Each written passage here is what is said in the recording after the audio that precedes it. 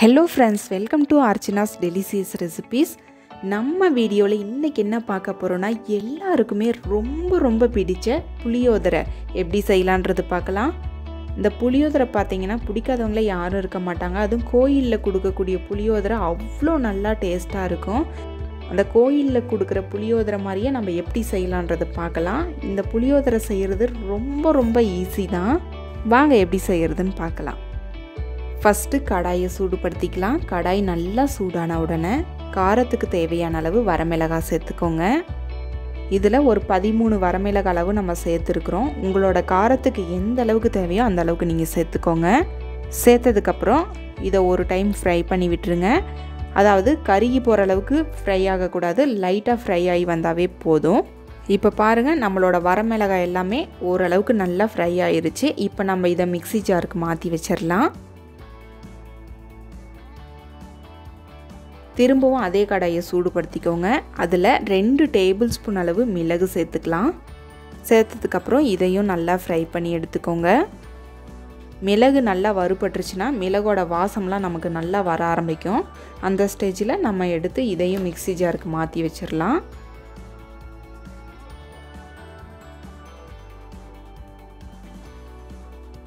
அதே கடாயில் 2 table spoon அளவு கடுகு சேர்த்துக்கோங்க.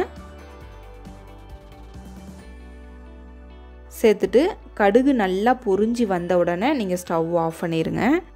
பாருங்கள் ஒயிட் கலரில் மாறி நல்லா பொரிய ஆரம்பிக்கும். அந்த ஸ்டேஜில் நீங்கள் ஆஃப் பண்ணிவிட்டு நீங்கள் அதையும் மிக்ஸி ஜாருக்கு மாற்றிடுங்க.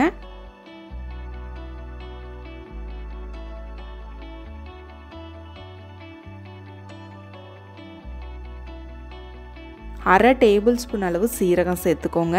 சேர்த்ததுக்கப்புறம் அதையும் இதே போல் ஃப்ரை பண்ணி எடுத்துக்கோங்க.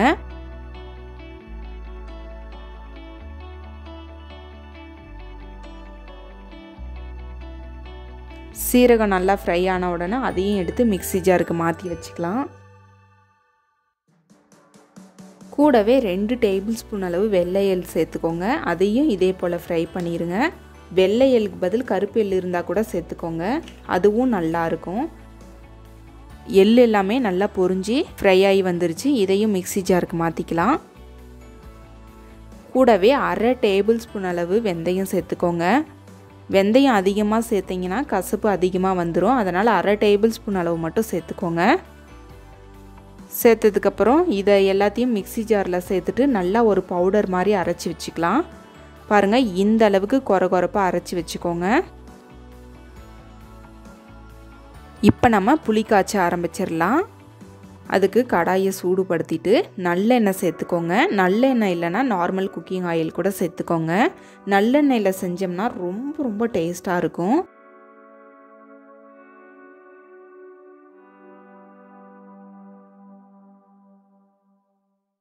எண்ணெயை சேர்த்துட்டு எண்ணெய் நல்லா சூடாகி வந்ததுக்கப்புறம் அரை டேபிள் ஸ்பூன் அளவு கடுகு, 1 டேபிள் ஸ்பூன் அளவு கடலை பருப்பு, 1 டேபிள் ஸ்பூன் அளவு உளுத்தம்பருப்பு, கூடவே 10 குண்டு வரமிளகாவை சேர்த்துக்கலாம். ஒரு சிட்டிகை அளவு பெருங்காயம் சேர்த்துக்கலாம். சேர்த்ததுக்கப்புறம் எண்ணெயில் நல்லா இது போல் ஃப்ரை பண்ணி எடுத்துக்கோங்க.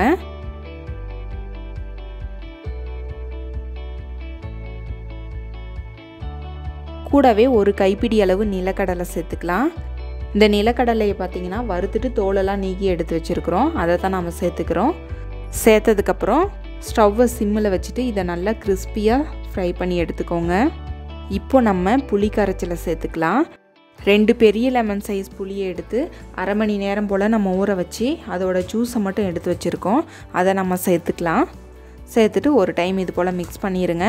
புளி கரைச்சலுக்கு தேவையான அளவு உப்பு சேர்த்துக்கலாம். நம்ம இன்னைக்கு 2 டேபிள் ஸ்பூன் அளவு கல்லுப்பு சேர்த்துக்கிறோம். கூடவே 3 டீஸ்பூன் அளவு மஞ்சள் தூள் சேர்த்துக்கலாம். சேர்த்துட்டு இதை நல்லா மிக்ஸ் பண்ணி விட்டுருங்க. இப்போ நம்ம புளி கரைச்சலுக்கு தேவையான அளவு தண்ணி சேர்த்துக்கலாம். புளியோட பச்சை வாசனைலாம் போனதுக்கப்புறம் 1 டம்ளர் அளவு தண்ணி சேர்த்துக்கலாம். தண்ணி சேர்த்ததுக்கப்புறம் இது போல் நல்லா மிக்ஸ் பண்ணி விட்டுருங்க.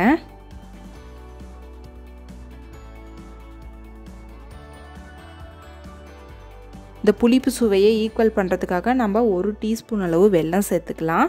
வெல்லம் பிடிக்கிறவங்க சேர்த்துக்கோங்க, பிடிக்காதவங்க சேர்த்த வேண்டாம்.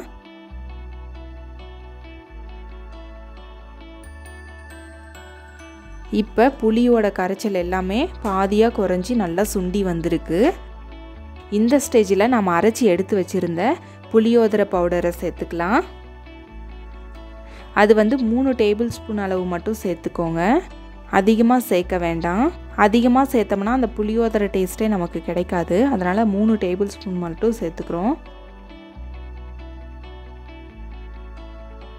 இதை ஒரு டைம் நல்லா மிக்ஸ் பண்ணிவிட்டு ஒரு 2 நிமிஷம் போல் விட்டுட்டு ஆஃப் பண்ணிடுங்க.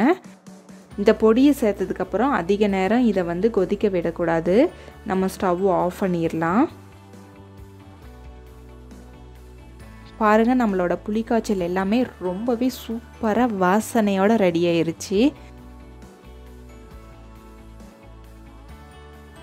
இப்போ இதிலேருந்து பாதி எடுத்து நம்ம ஒரு கப்புக்கு மாற்றி வச்சிடலாம்.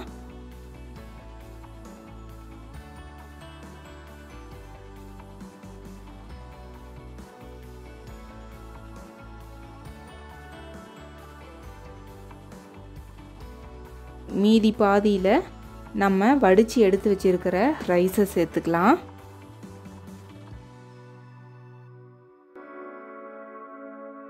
சேர்த்துட்டு இது போல் நல்லா கலந்து விட்டுருங்க. எப்பவுமே புளியோதரைக்கு ரைஸை 3/4 பாகமாக வடித்து எடுத்துக்கோங்க. அப்போ தான் நம்மளோட புளிக்காய்ச்சலை போட்டு நல்லா மிக்ஸ் பண்ணும் பொழுது ரைஸ் எல்லாம் உடையாமல் வரும்.